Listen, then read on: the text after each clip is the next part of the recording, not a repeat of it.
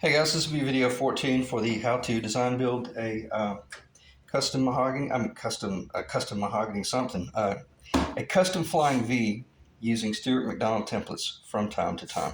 I got so much information that I want to cover that I'm not going to cover it because it would just be mind numbing.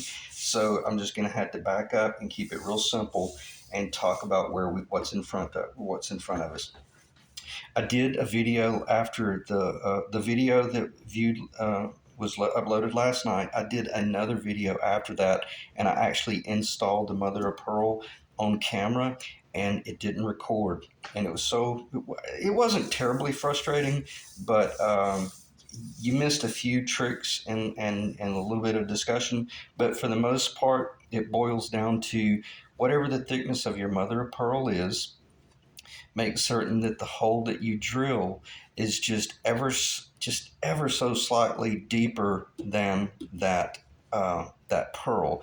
If you get too deep, it'll be a nightmare trying to keep anything that is not circular under control, meaning that one corner you're trying to keep it from getting out of line with the center line, and it's bad enough to have to keep it perfectly true here, but then make certain that one of the corners doesn't fall down or ride high, things like that. So just think about what could go wrong and what would be really horrible when you're sitting there with epoxy and you're trying to keep it clean and you know run through the job dry and mentally go through the job first and then mix up your epoxy. So these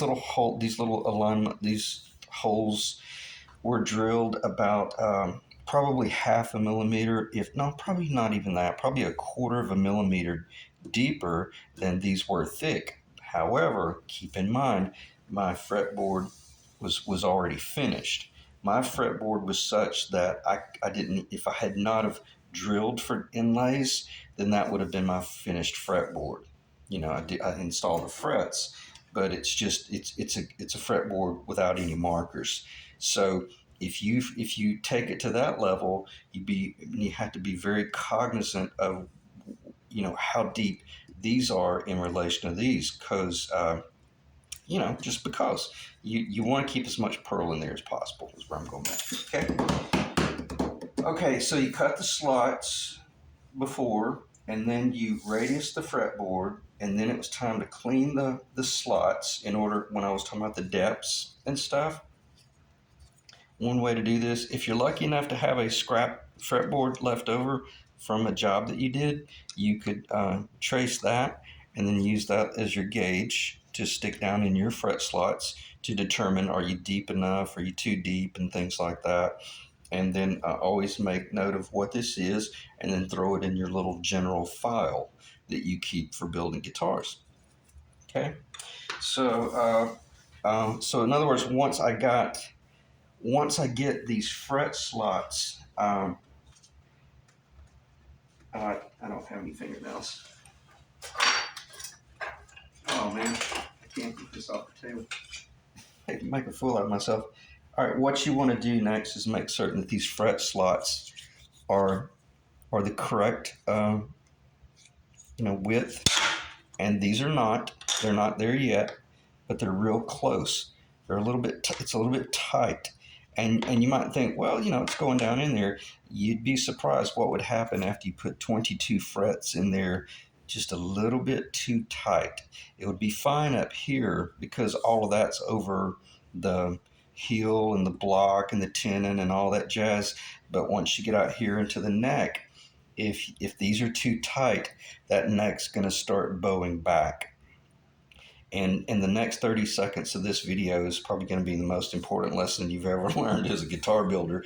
It's so important because if you have a neck with a single adjustable truss rod that only pulls the neck back, and you put the frets in too tight, you'll never get it correct. You'll be lucky if you can get the neck to just be flat. So that's why I like the double adjustable truss rod. If these are in just a little bit tight, I can still control the neck forward or back. And I'm just going to stop talking about that because that's another video series unto itself. So just proceed with extreme caution when you're fitting the frets into that body. All the more reason, just order your fretboard from a professional company. And I like Stuart McDonald. I know there's other suppliers out there probably, but I like Stewmac. And then get your frets from Stewmac as well because they've already engineered this tang to go down in here. Okay, so that'll not only will it make you look like you knew what you were doing, it'll prove that you were smart enough to trust the pros when you didn't know what you were doing, and you'll still end up with a phenomenal guitar. Okay, so the next thing to do would be drill those holes, epoxy those dots in, or the inlay. If you're working with a big wide inlay, it's completely different animal. The bigger your inlay, the thicker it needs to be. That ought to make perfect sense because where it rides high in the middle, you want that to be fairly much flush with your target finish. And then if they're too thin, then they'll feather out on the outside if they're too thin, or you get the mother pearl too high. And then the next thing to do would be come in with a flat file. Not the that's a cross cut, just like a machinist file where it's only cut on one angle. I never can think what these are called. Oh, a mill file. Okay. So come in with a mill file, and I'll do it just a little bit because I have not done this yet. But for the most part, just stay in the center, and I wouldn't be tempted to pull up my radiusing block and put 400 grit sandpaper on there and start sanding, because you'll just make a white gray mess. But if you just do this, and I'm kind of letting pressure up and just letting it float back, you can take it off the board if you want, doesn't matter. I typically, what I would recommend, this is going to be the most important tool, is your wire brush. Keep that knife well next to. These two tools are equally important, okay? And then you're just going to want to start leveling that off. And just being really careful about knowing that your fretboard is basically a finished fretboard. And, so much so that you could have put it on the guitar and oiled it, waxed it, whatever, and either had a fretless guitar or a guitar that doesn't have fret markers at all. In other words, you have to be real careful. Don't come in here and start sanding like this, or you'll put scars in the wood that you probably won't get out. So at this point, make certain that you're very much working with the grain. And even when you're over here, do the same thing. Don't. It's so tempting to want to just start, cutting that over on an angle. But as soon as you do that, you'll make a mistake. And don't want you to do that. So keep the job nice and clean. Dust it off. I'm going to hit that with the vacuum just briefly. So 3, 2, 1.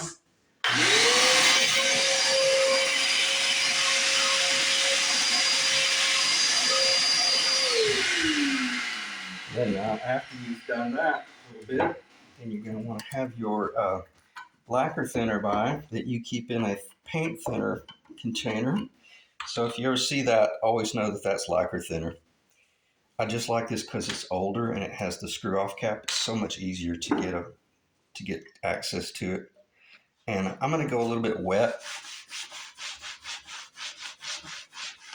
And believe it or not, even though that's beautiful, that's not the true finished wood, because oil and hot thin chemicals act so much differently. And nonetheless, it is truly beautiful.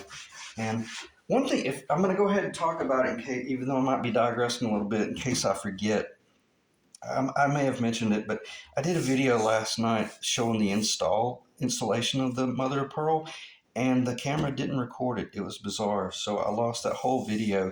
And I literally went from the epoxy was mixed, and I started laying all the mother of pearl dots up here, and then I showed you how I glue them in. I'm not going to go into that right now because it's I'd end up just, talking too much, whereas it was so much easier last night because you could see how I had the mother of pearl right there, and I put the tape on top of it and picked it up, and then went over here and did whatever job I needed to do, and the mother of pearl was still stuck to the tape, which was stuck to my finger. And then after I had the epoxy in, I just simply pushed the little thing in and then kind of pull the tape out or fold the tape over. Why did I do that? Because before I glued the mother of pearl in, anytime I'm working with a square, a rectangle, or some sort of, you can't with the trapezoid because they're directional. You can either put them this side up or that side up. Okay, that's the only thing you can do. But when you're working with dots, what I did is I took the light and I just shined it in a certain direction, and I laid every one of the dots up on the fretboard, and I started picking and choosing. I got very selective as to which dot I wanted to go in which location because for some reason we have a tendency as players to really, or like if we're just looking at a guitar, we have a tendency to really look at the 12th fret and somewhere up here, but we don't pay too much attention to these. I'm talking about it from a standpoint of being a work of art. Okay, because if you are going to leave these out, let's make certain that if we're picking from a pile of 20 of these and we're doing a multi-thousand guitar, well, let's select the best mother of pearl out of that lot. If we're doing a discount guitar, then just buy a kit of whatever quantities here and then glue them in. But that doesn't mean just throw them in without looking at them, how they react to light. And look, I've still got that tape stuck to me. If you have the light shining in a certain direction, and I'm gonna lean back from over here. I'm looking at it on about a 60-degree angle in this direction right here. So what I want to do is take these pearls and kind of each one of them look down, because right now I'm doing that. That one is just screaming at me. You may not see it on camera, but this one is screaming at me. That one is screaming. That one is beautiful and very subtle, and nonetheless, now I'm leaning over this way, and now they're the whole board is coming alive. And where I'm going with this is when the player is either on stage or they're in the basement looking in the mirror, they're playing basement rock star, and the lights hit this fretboard. You want the whole series of the pearl to act in tandem with each other and then be real vivid, not just this one to pop. So if I've got everything beautiful and popping when I'm looking at it at this direction, when the light hits it at another direction, it might be a little bit dead, but then once the guitar turns, then the whole fretboard comes alive. Okay, I've never heard anybody talk about these things, and that may be insane overkill, but my theory is, why not take the time to look at it and put it in accordingly? And because sometimes these mother pearl, they're just dead; they have no life to them at all, and then you'll have to make the decision as to whether you rob a really pretty one from another packet and then diminish the quality of that pack. Is what I'm saying. Okay. So keep it pretty as well. Flat file, renew the mother of pearl, binding, and then frets. And then we'll talk about rate. Let me check the time. Then we'll talk about doing the radius work. Let me hit binding just ever so quickly. And if this is gonna be a bound fretboard, this was as important in the engineering process as the actual species of wood I went with. And let's say I was going to do like a jazz guitar, which I've done a bunch of these, where you'll do the white. Well, it'll probably be more like this right here. I say probably. I know it would be exactly like that right there. If you're doing like a big jazz guitar and you had a dark fretboard, you could go white, black, and then come in. Not this wide, that's a little bit extreme, but I'm just grabbing one up to show you. But then you've got an enormous amount of plastic right there on both sides.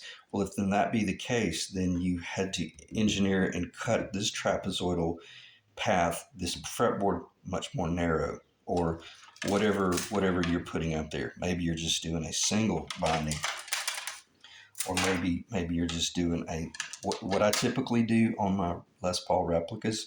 I do a 60 thousandths, and then by the time I radius it and shape it and everything, it looks vintage correct, and it's just super. It looks almost paper thin from the front, but then what you don't realize is that dimensionally it's left fairly thick at the bottom, but it rounds over up into the fretboard.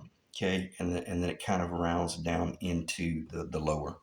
So, and I'm going to spend about 10 more seconds with this. If you haven't fretted it yet, you do all your binding, but you leave the outer piece of binding off at this moment, and then these you do all the internal binding. Then you can come in with your fret saw and relieve every bit of this plastic. That allows for the tang. That allows for the tang to travel beyond the fretboard, so that you don't have, I hope that's showing up, so that you don't have an enormous cantilever in the actual crown. So you have the tang on the bottom, the crown, the fret up here, and the crown. The crown is the height. So that should make sense. And I'm going to stop, because I don't need to be turning this into a video about doing fretwork and binding, because it has nothing to do with this guitar. But at this point, this guitar being an unbound fretboard, I didn't have to worry about any of that stuff. I just had to make certain that if I had a piece of wood, that I kept it beautiful and true. And 3, 2, 1, your volume, earbuds out or volume down. This may not be too loud.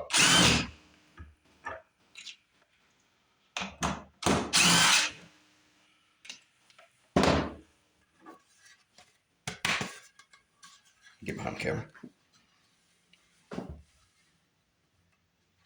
Get a pointer. I've got my camera so close it may not. Yeah, this will be a really good view. This height, this thickness right here.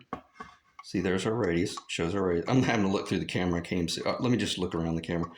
This thickness here being the center, this thickness out here being the outside is going to be thinner because of the radius. Because this is wider back here, it's going to physically be more shallow from the bottom to that top corner than it is down here. It's going to be a little bit taller. So if you got a real long fretboard like a bass, it would probably show. That's just guitar building. That's all part of it. But where I'm going with this, if you're not doing the binding, then or you are doing the binding, you'll have to take that stuff into consideration. And if you get this fretboard funky, and maybe it's real thin right here, but it's still nice and level, but it's just twisted, not twisted, but it's just all to the left a little bit, then you might end up being paper thin out here, especially if you've got a really wide neck. Now, the way I've got this designed, there's the 4-foot level. I've got this clamped to the table, and then you saw how I fastened that to that. That kept everything perfectly straight. Now, what is this right here? This is where I was able to put it up on the drill press with a fence and slide up and down. So much, I had it so perfectly centered that once I offset and drilled that one, in order to drill that one, all I had to do was turn it around like this and put it back in, and then I did not even have to move the fence. So this one is perfectly, in other words, they're perfectly symmetrical. Okay, do a little bit of a flyby there. It's an absolutely beautiful fretboard. That's the little pin I was talking about where you hang your scale on there. All right, what do I do with my screws? Put it back together very quickly here. We'll get back on point as quick as I can.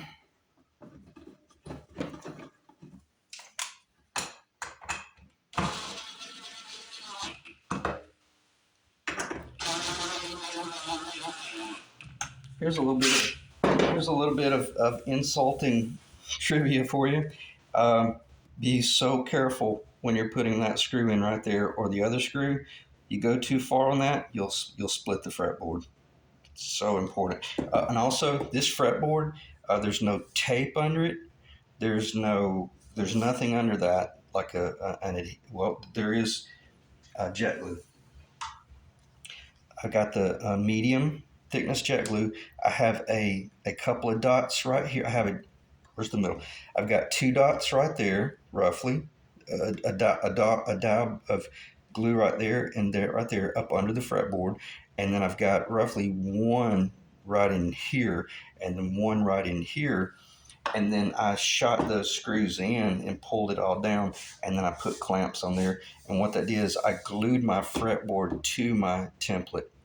And that assured that every bit of the work that I do, because the next work that I do will be every bit of this fret work, and I will be epoxying these frets in, and then they will dry overnight, and every bit of that will be epoxied in, and then I'll come in with a real thin putty knife after I pull these screws out and pop it up, and then I will have determined whether it's got a little bit of back bow or what.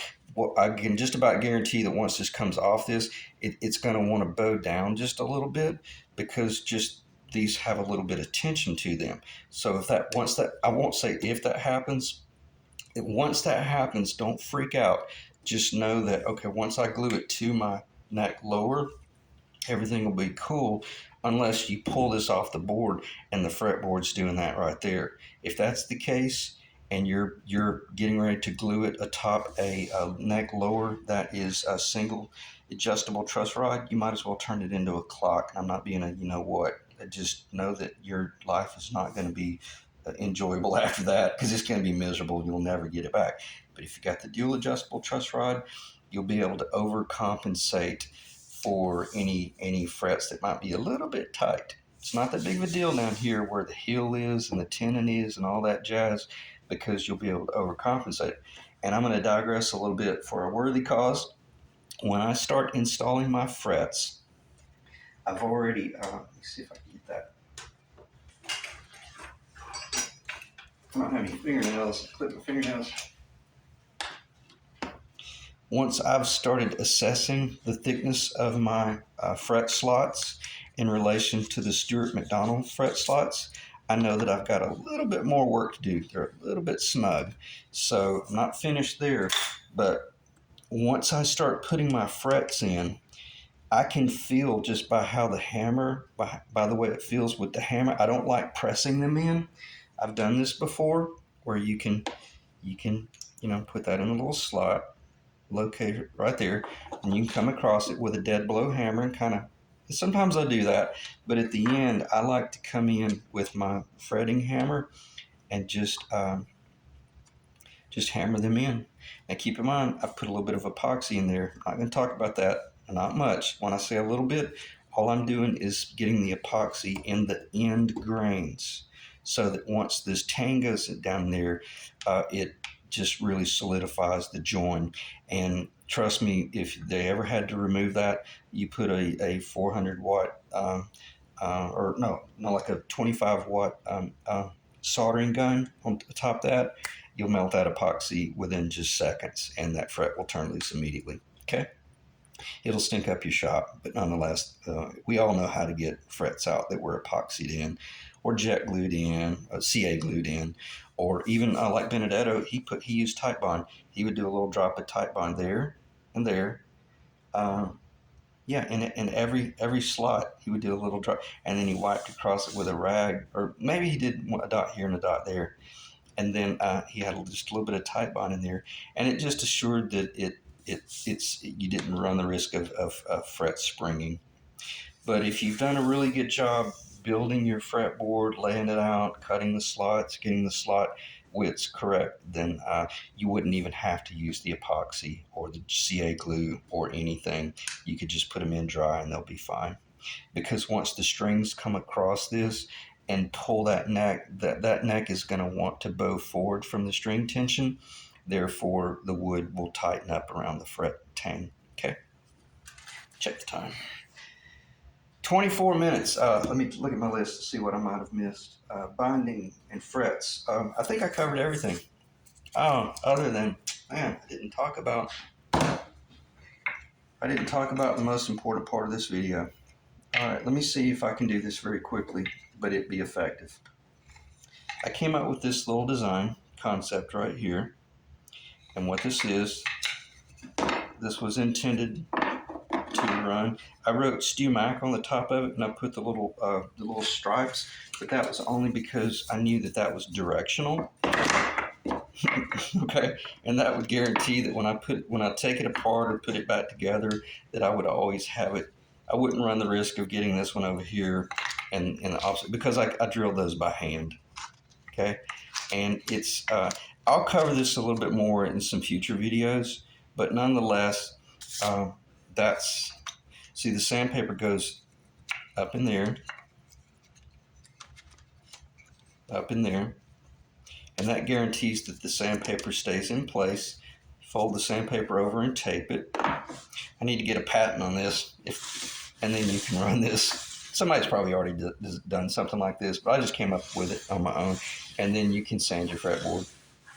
Look, that's funny. It's kissing a little bit right there. Oh, it's hitting that mother of pearl. See what I was talking about earlier? It's catching that mother of pearl and it's smearing that. So I'm going to stop because I don't want to risk messing up that mother of pearl. I'll talk about this in some future videos, but just keep in mind, basically all you're wanting to do is start out with like a 120 grit, and you want something that will keep it under control and keep it at the appropriate radius that you're cutting the fretboard.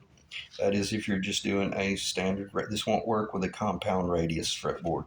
But if you're a 7-inch radius versus a 12-inch or a 16 or near flat, that's the same process, because that will fold up.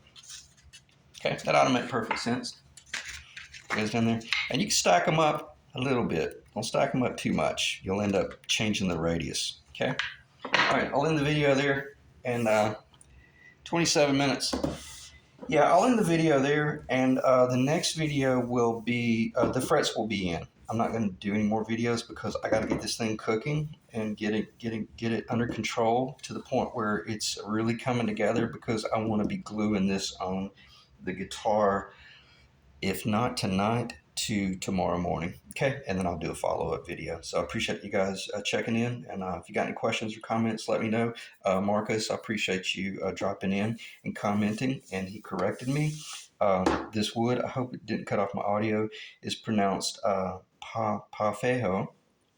It's Portuguese, and this would have been extracted from Brazil, even though they call it Bolivian rosewood. So I don't really understand that. So we'll cover that in the next video. So and it's also called, he said that meant ironwood, which is pretty informative. So thanks, Marcos. I appreciate the information, man. See you guys in the next video.